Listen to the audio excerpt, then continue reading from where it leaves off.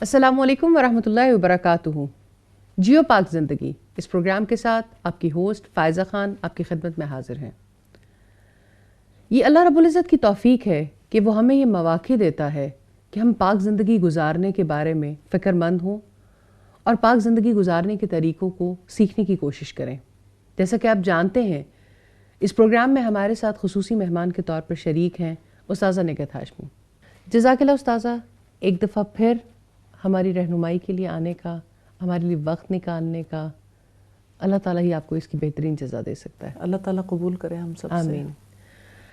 جیسا کہ آپ جانتے ہیں کہ جیو پاک زندگی ایسے خوبصورت موضوعات پر منحصر پروگرام ہے کہ جس میں ہم ایسے طریقے زندگی کو سیکھنے کی کوشش کر رہے ہیں کہ جس سے ہم واقعتاً پاک زندگی گزارنے کے قابل ہو جائیں۔ ہمارے اس پروگرام میں ہمارے ساتھ شریک گفتگو ہوتے ہیں ہمارے کچھ مہمان۔ آج بھی ایسے ہی کچھ پیارے ساتھی سیٹ پر ہمارے ساتھ موجود ہیں۔ میرے دائیں جانب ہیں تنزیلہ نورین اور رابعہ عمر، اور بائیں جانب ہیں اقصیٰ اور عقیلہ۔ ہم امید کرتے ہیں کہ آج بھی جس موضوع کو لے کر ہم حاضر ہوئے ہیں، نہ صرف وہ ہمیں نفع دے گا، انشاءاللہ تمام سننے والوں کے لیے بھی اور دیکھنے والوں کے لیے بھی اسی طرح سے نفع مند ثابت ہوگا۔ تو آج بات کریں گے لوگوں سے امید سے اللہ تعالیٰ سے امید رکھنے تک۔ انشاءاللہ اللہ رب العزت سے اس دعا کے ساتھ اس بات کا آغاز کرتے ہیں کہ وہی ہمیں اس بات کا فہم بھی دے گا، شعور بھی دے گا، اور ہمارے ذہن کے کسی کونے میں یہ بات ایسے جم جائے کہ اس کے بعد پھر ہم صرف اپنے رب سے امید رکھیں انشاءاللہ۔ امید ہر کوئی باندھتا ہے، ہر کوئی کہتا نظر آتا ہے کہ ہم تو امیدوں کے سہارے چلتے ہیں، لیکن امید رکھنی کس سے ہے؟ ہم اکثر دیکھتے ہیں کہ کبھی ہمیں امیدیں ہیں اپنے والدین سے، کبھی اولاد سے، کبھی دوستوں سے، کبھی حالات زندگی سے، کبھی جن کے ساتھ ہم کام کرتے ہیں۔ بیہیورل سائنسز میں بھی کہا جاتا ہے کہ انسان شارٹ ٹرمز ہوپس کے سہارے چلتا ہے، اسے ہوپس چلاتی ہیں۔ کبھی موٹیویشن تھیوریز کے نام پر بہت ساری پریکٹسز کروائی جاتی ہیں کہ انسان انٹرنزکلی موٹیویٹ ہوتا ہے یا ایکسٹرنزکلی۔ اصل بات تو یہ ہے کہ انسان اللہ تعالیٰ ہی سے امید باندھے تو زندگی میں کامیاب ہو سکتا ہے۔ یہی امید ہے اور یہی سلسلہ ہے جسے آج سیکھنے کے لیے بیٹھے ہیں۔ استاذہ، میں آپ سے پوچھنا چاہتی ہوں کہ امید کا پاک زندگی گزارنے سے کیا تعلق ہے، یا امید ہمیں کیسے ہیلپ کرتی ہے کہ ہم ایک پاک زندگی گزار سکیں؟ چیزیں اپنے متضاد سے زیادہ سمجھ آتی ہیں، اس لیے ہم یہ دیکھیں گے کہ جب ہم اللہ تعالیٰ کے ما سوا کسی اور سے امید باندھتے ہیں تو اس کا ہمیں کیا نقصان ہوتا ہے۔ کسی نے کہا کہ بتوں سے تجھ کو امیدیں، خدا سے نا امیدی، مجھے بتا تو صحیح اور کافری کیا ہے۔ جب کبھی انسان غیر اللہ سے، اللہ کی ذات کے علاوہ کسی سے بھی امید باندھتا ہے تو نیچرلی، فطری طور پر اللہ تعالیٰ سے وہ امید کا رشتہ کٹ جاتا ہے۔ پہلی بات تو یہ ہوتی ہے، اس وجہ سے انسان کٹی پتنگ کی طرح ہو جاتا ہے، اور کٹی پتنگ کا آپ کو پتہ ہے کوئی مستقبل نہیں ہوتا۔ اور کبھی آپ نے دیکھا ہو کہ کٹی پتنگ کو لوٹنے کے لیے کس طرح سے بچے بڑے جو شوقین مزاج ہیں وہ کس طرح سے جھپٹتے ہیں۔ جب کبھی کسی انسان کی یہ کیفیت ہو جاتی ہے کہ وہ کٹی پتنگ کی طرح ہو جائے تو شیاطین اس کے ایمان کو لوٹنے کے لیے جھپٹتے ہیں، اور جہاں شیاطین کام کریں وہاں زندگی ناپاک ہو جاتی ہے۔ تو اصل میں بات یہ ہے کہ انسان جس سے امید کا رشتہ باندھتا ہے، امیدیں پوری ہونے پہ تو بہت انسان کو خوشی ہوتی ہے، جب امید پوری نہیں ہوتی تو گلے پیدا ہوتے ہیں. وہ کہتے ہیں نا جب توقع ہی اٹھ گئی غالب کیا کسی سے گلہ کرے کوئی. تو گلہ کیا ہے؟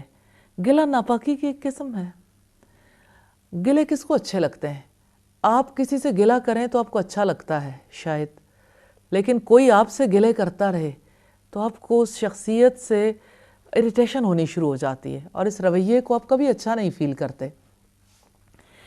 تو بات یہ ہے کہ نا امیدی اللہ تعالیٰ کی ذات سے ہو اور امید لوگوں سے ہو.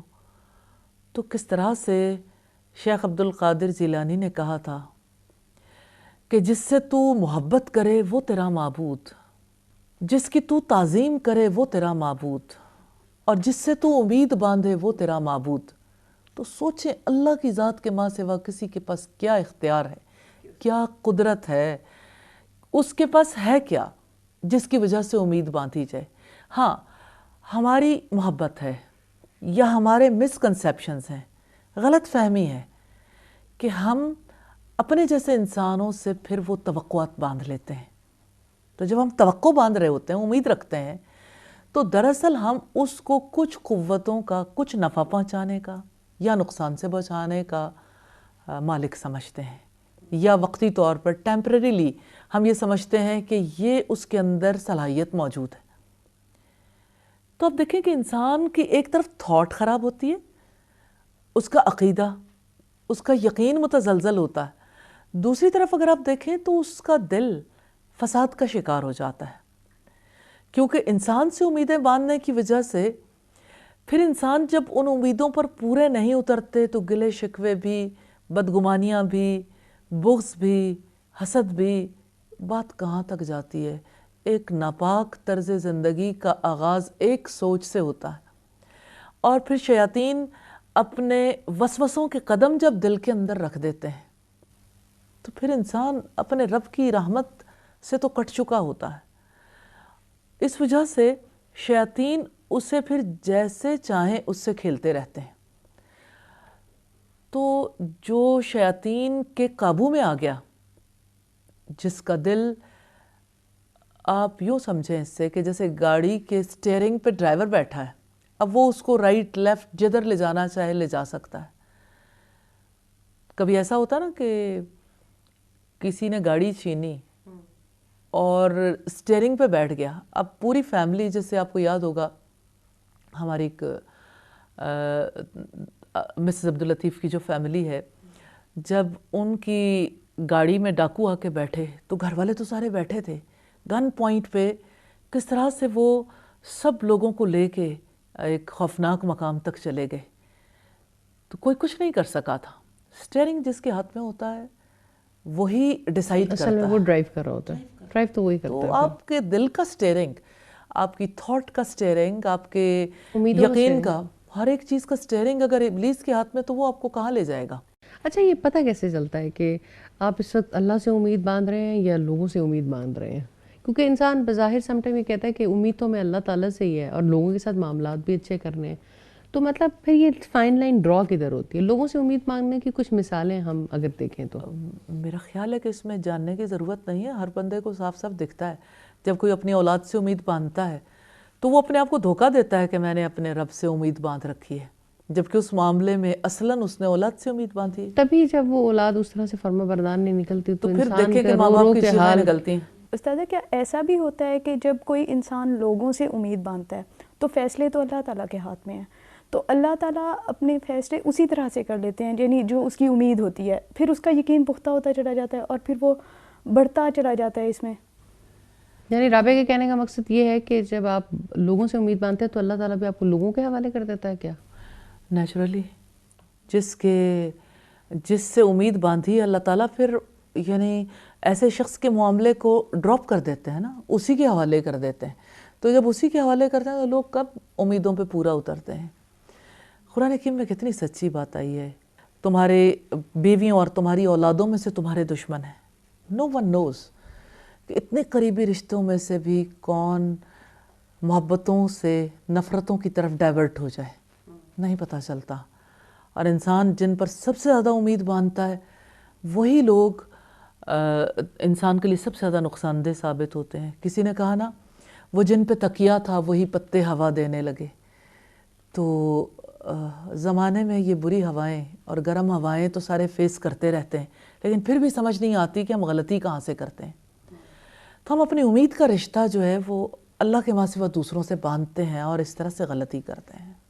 سر کیا ایک نافرمان انسان یا بہت زیادہ اللہ تعالیٰ کی اطاعت میں کمی کرنے والا انسان، کیا وہ بھی اللہ تعالیٰ سے امید باندھ سکتا؟ امید باندھنے میں کیا مشکل ہے؟ امید باندھنے میں تو صرف ارادے کی مشکل ہے.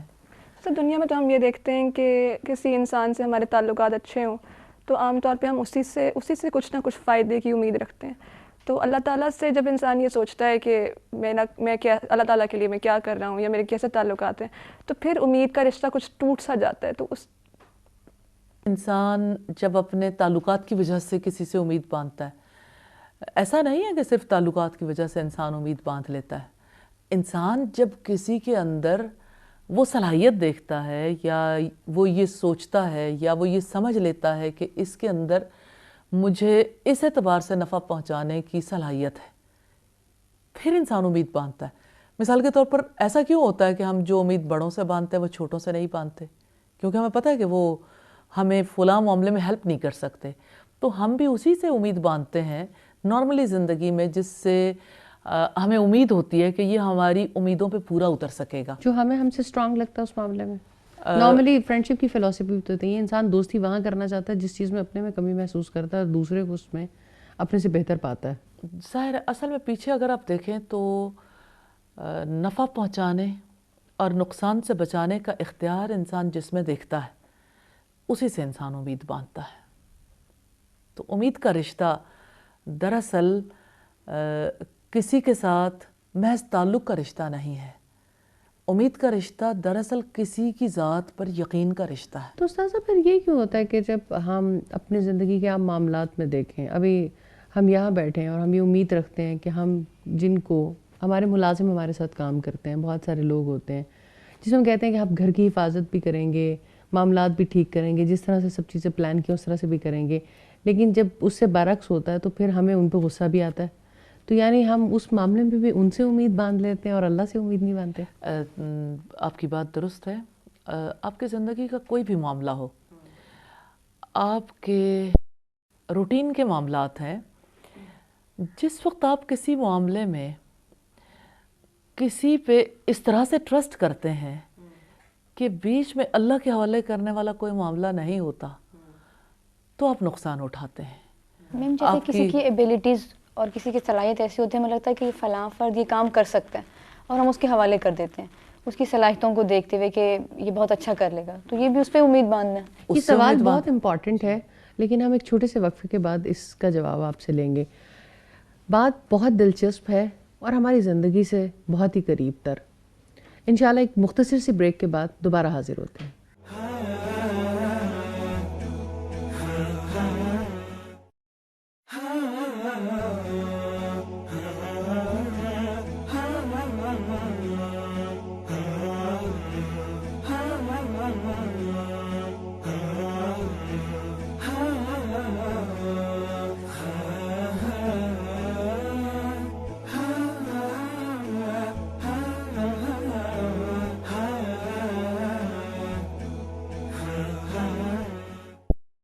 پروگرام میں ایک بار پھر خوش آمدید. آپ کوئی سوال کرنا چاہ رہی تھیں؟ جی میں یہ پوچھنا چاہ رہی تھی کہ پھر ہمارا ڈرا بیک یہ ہے کہ ہم صرف اپنے اسباب پہ ہی بلیو کرتے ہیں. یہ سارے اسباب اختیار کرنے کے بعد جب ہم کسی فیلئر کا شکار ہوتے ہیں تو بیسکلی اس کا قصوروار بھی ہم خود کو سمجھتے ہیں یا یہ سمجھتے ہیں کہ شاید اسباب اختیار کرنے میں کوئی غلطی ہو گئی تھی، شاید کچھ چیزوں کو اسکپ کر دیا تھا.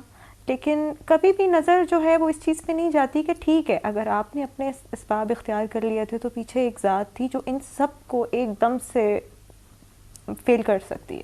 اور وہ ذات حکیم ہے، اللہ حکیم ہے. وہ جانتا ہے کہ بظاہر جو پریشانی کی شکل میں ہم پر کوئی مصیبت آن پہنچی ہے یا ہمارا کوئی فیلئر اکر ہوا ہے، شاید اس پہ سم ٹائم بہت بڑی خیر پوشیدہ ہوتی ہے اور یقیناً خیر پوشیدہ ہوتی ہے. اس میں کوئی شک نہیں. آپ اسے یوں دیکھیں کہ اللہ تعالیٰ کی غیر محسوس تدبیر، یعنی جو ہمیں محسوس نہیں ہوتی، بظاہر تو ایسا لگتا تھا کہ بھائیوں نے بڑا ظلم کیا اور برادران یوسف نے حضرت یوسف کو کنویں میں ڈال دیا، تو کنویں میں تو زندگی کا اختتام نظر آ رہا تھا، لیکن ایک نئے دور کا آغاز بھی تھا اور دنیا کے لیے ایک بہت بڑا سبق بھی۔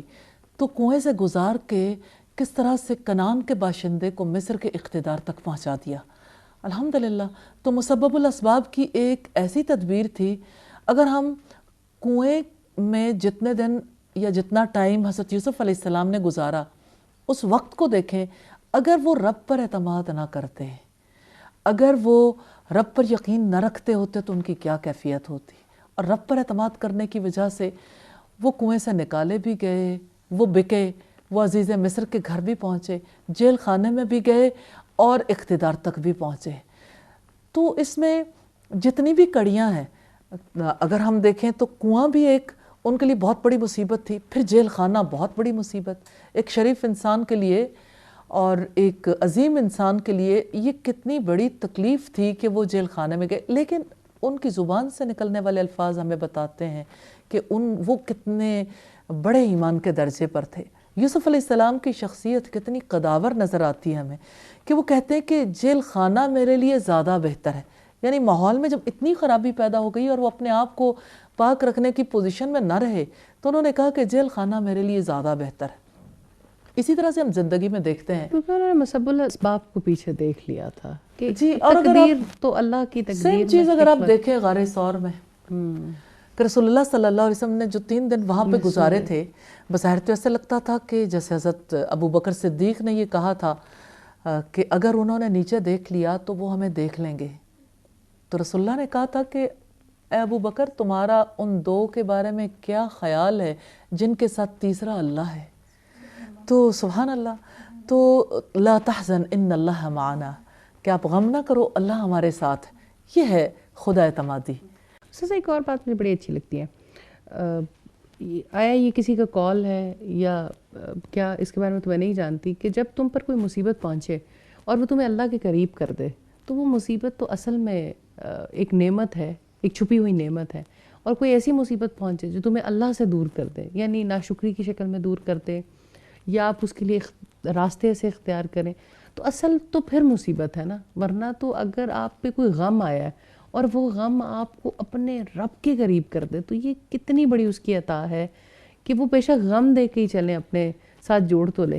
فائزہ آپ نے بڑی اچھی طرف توجہ دلائی ہے کہ انسان کے ساتھ زندگی میں جو بھی معاملات ہوتے ہیں، یہ تو سب جانتے ہیں کہ خوشیاں اور غم زندگی کا حصہ ہیں، کبھی کے دن لمبے کبھی کی راتیں، ہر ایک کے ساتھ ایسے معاملات ہوتے رہتے ہیں، اور دن رات کی تبدیلی، موسموں کی تبدیلی ہمیں کیا کچھ سکھاتی ہے۔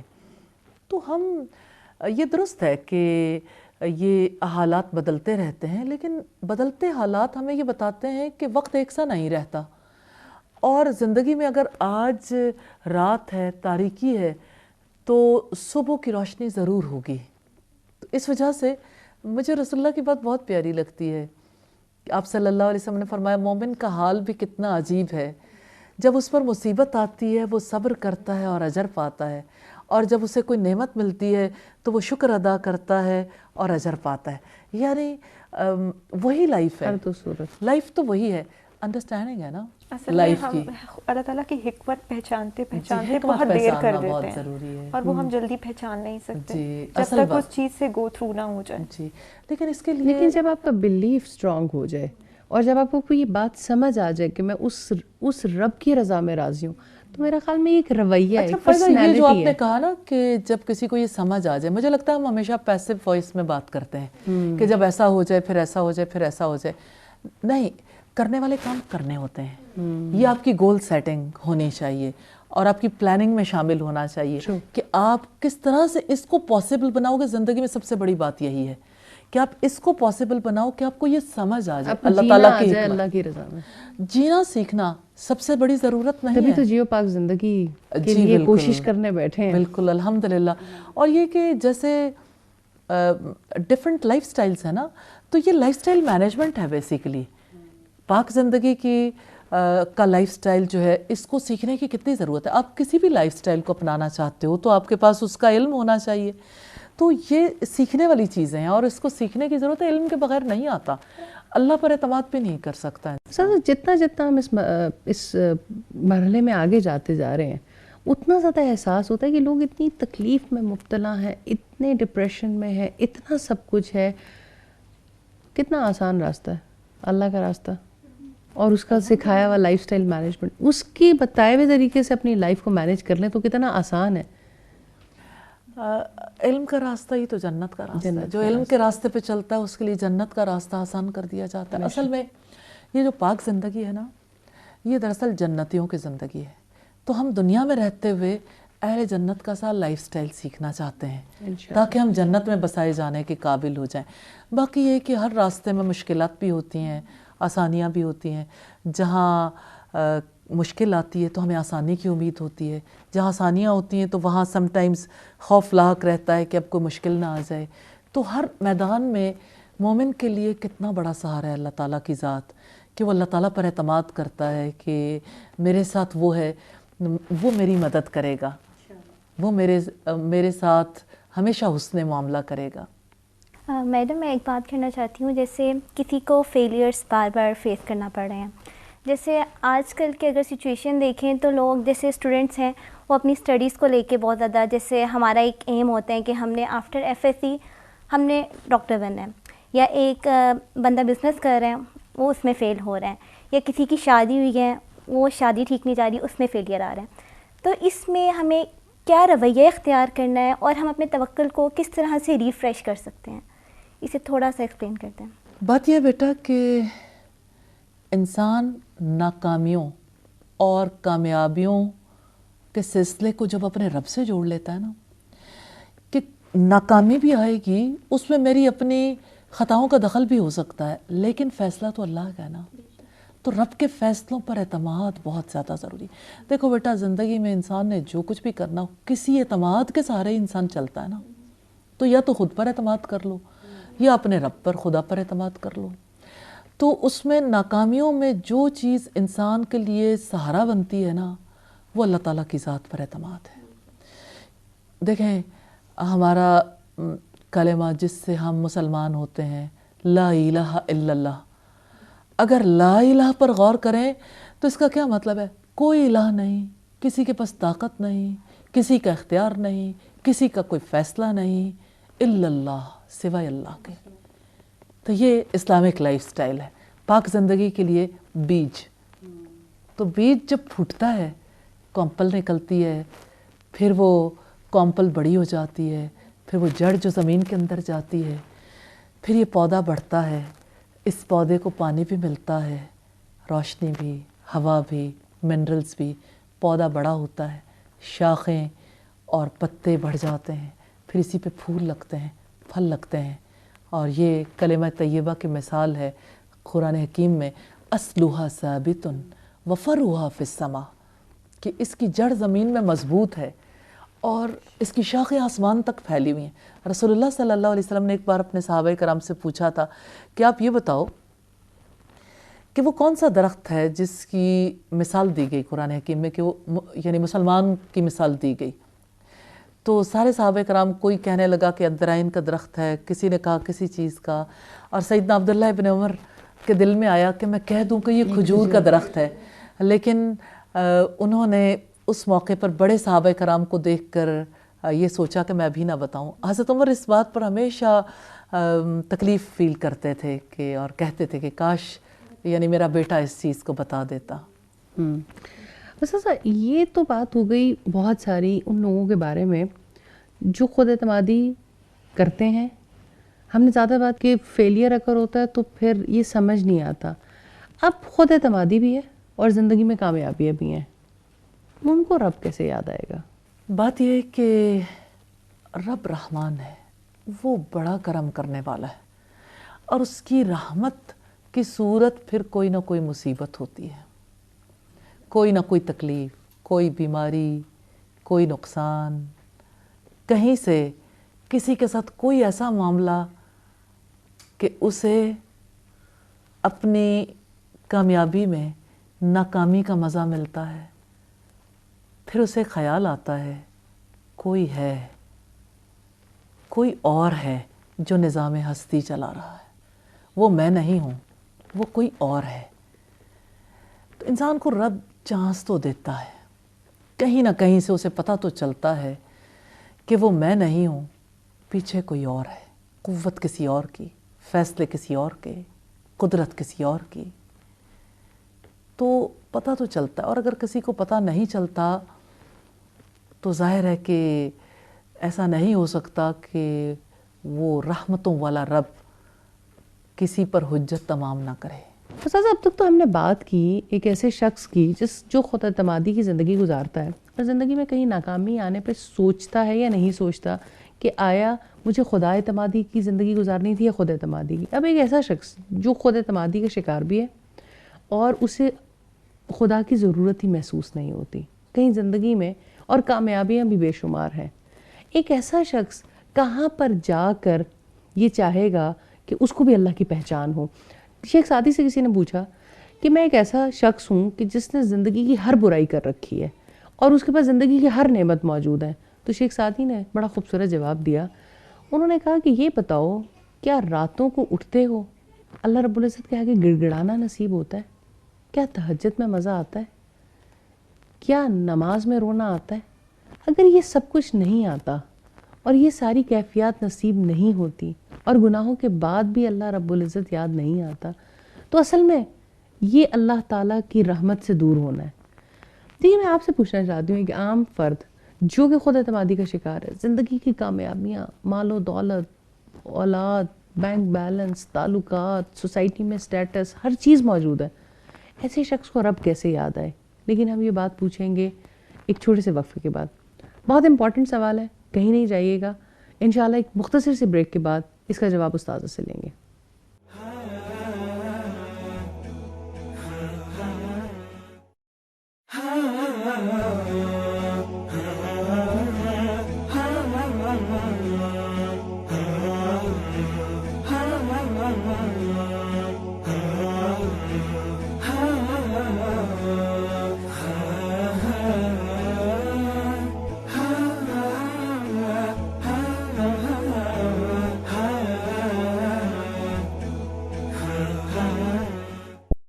پروگرام میں ایک بار پھر خوش آمدید.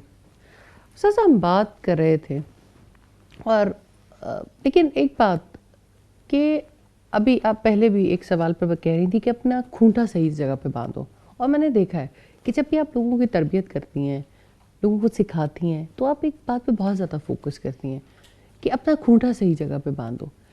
اب لوگوں سے امید لگانے کی اتنی عادت ہو چکی ہے اور اس سے زندگی میں اتنی خرابیاں آ جاتی ہیں، لیکن کہاں کہاں انسان کانشیس ہو جائے.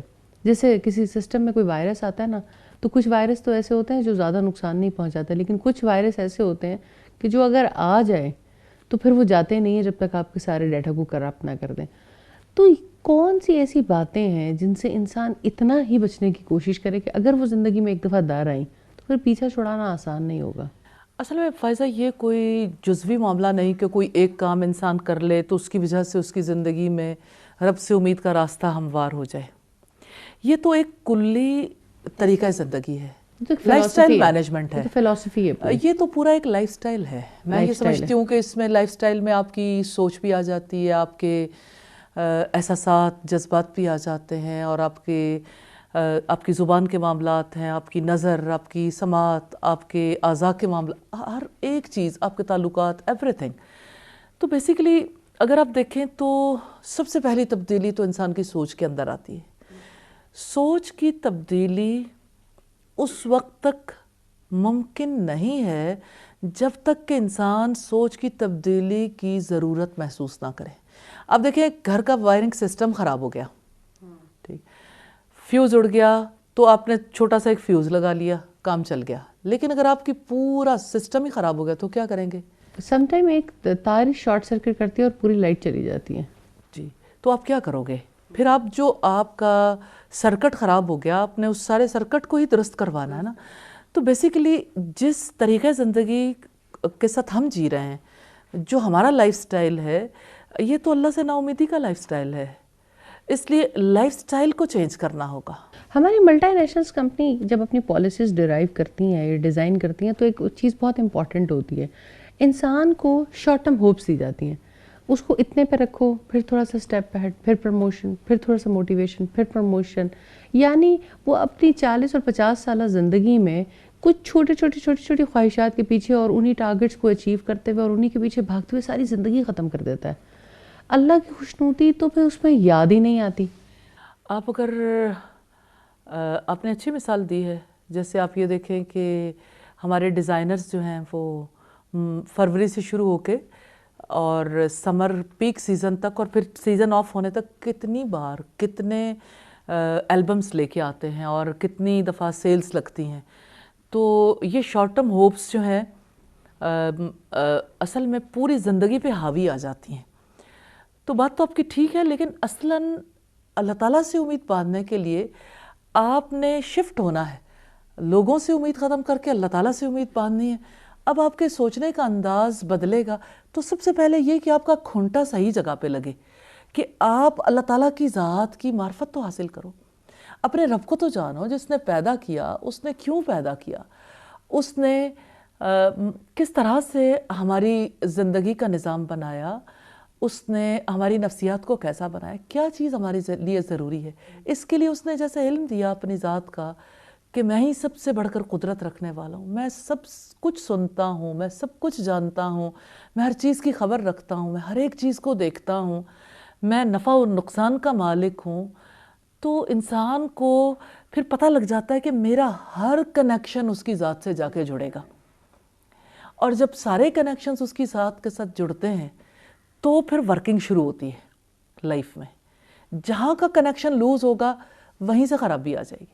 مثال کے طور پر انسان باقی کنیکشن تو سارے ٹھیک کر لے، لیکن اللہ کی تقدیر پر ایمان والا کنیکشن صحیح نہ ہو تو جہاں کہیں تقدیر غالب آتی ہے اور اپنی مرضی کے خلاف بالکل انسان ایک اپوزٹ ماحول میں چلا جاتا ہے تو انسان پھر ایک دفعہ ڈگمگا جاتا ہے. پھر ساری زمین پھسلن والی ہو جاتی ہے. پھر ایسی پھسلن ہوتی ہے کہ انسان کو کہیں راستہ ہی نہیں ملتا. اس لیے اللہ کی ذات پر یقین یہ پہلی چیز ہے، لیکن اس کا علم حاصل کرنا ضروری ہے. یعنی راستہ تو وہی ہے، علم کا راستہ، معرفت کا راستہ علم کے ذریعے. لیکن رسول اللہ صلی اللہ علیہ وسلم نے کتنی پیاری بات ارشاد فرمائی کہ جو شخص علم کے راستے پہ چلتا ہے اللہ تعالیٰ اس کے لیے جنت کا راستہ آسان کر دیتا ہے. تو کال تو اس نے دی ہے اہل جنت کے لیے، وانٹڈ فار جنہ. جنت کے لیے ایسے لوگوں کی ضرورت ہے جو پاک زندگی بسر کرنے کے قابل ہوں، جو اتنے اعلیٰ مقام پر بسنے کے قابل ہوں.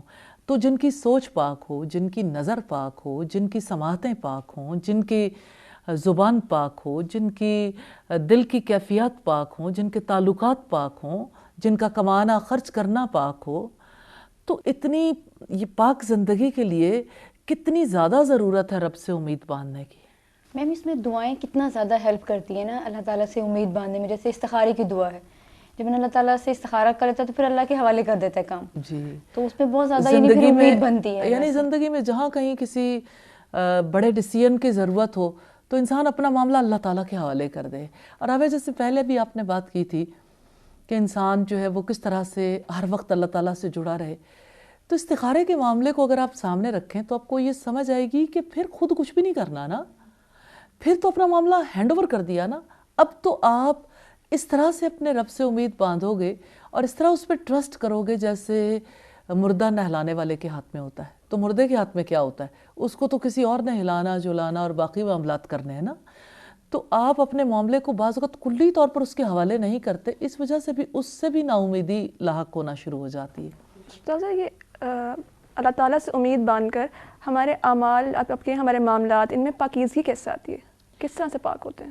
انسان کی سوچ پاک ہوتی ہے اور انسان کا قلب، اس کے دلی جذبے پاک ہوتے ہیں اور انسان کے سارے ڈیسیژن تو اس کے ہارٹ سے ہوتے ہیں نا.